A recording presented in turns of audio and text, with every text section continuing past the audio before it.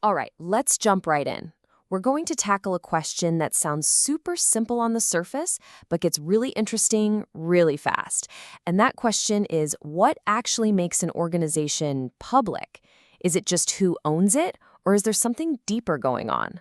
I mean, really think about it.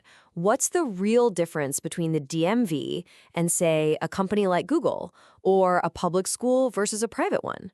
The easy answer is, well, one's government and one's a business.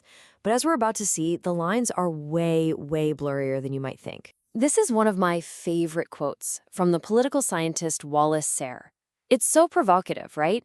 He's basically saying that all the things public and private organizations have in common, well, they don't really matter. The differences are what's truly important. So what are those big, important differences? That's the puzzle we're going to piece together today. For decades, the answer to this question seemed pretty straightforward. But, the real world is messy. It's not so black and white. And that pushed researchers to come up with a much better, more nuanced way of looking at it. Okay, so the old way of thinking, the core approach, saw it like a light switch. An organization was either public or it was private. On or off. Simple. But the newer dimensional approach says, hold on, it's not a switch, it's more like a dimmer dial. Every single organization has some degree of publicness and exists somewhere on this long spectrum between pure public and pure private. And the core concept here, the thing that makes this whole framework tick, is this idea of publicness. Think of it as a tug of war. On one side, you have political authority, government rules, regulations, and funding.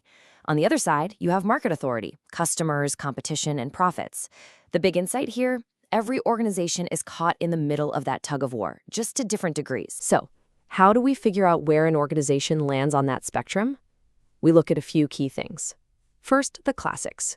Ownership. Who holds the deed? Funding. Where's the money coming from? Taxes or sales? And control. Is it shaped more by laws or by market forces? But here's where it gets really cool. Recent research added a fourth dimension, perception. How public do people, both inside and outside the organization, think it is? That feeling, that perception, turns out to have a huge impact. Okay, so this is a neat idea for academics, but does it actually matter in the real world? Does an organization's publicness profile have any real effect on how well it performs? Let's take a look at the data. Now, this might actually surprise you. A huge review of more than 30 studies basically blew up the old myth that private is always better.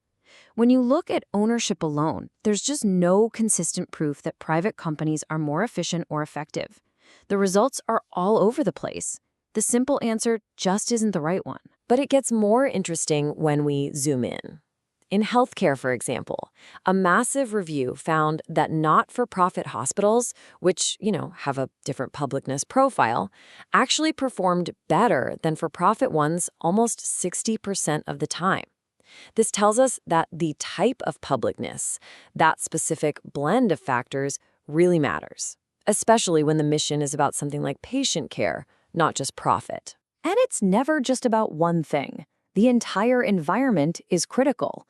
For instance, a study in Indonesia found something fascinating. Publicly owned companies there only did worse than private ones if they were also getting government money and were protected from competition. It shows how all these dimensions, ownership, funding, control, they all work together to create an outcome. It's a combination lock, not just a single key. And publicness doesn't just impact spreadsheets and bottom lines. It gets way more personal than that. It fundamentally shapes who is drawn to work for an organization and why. This is one of the most solid findings in the whole field. It's called a sorting effect.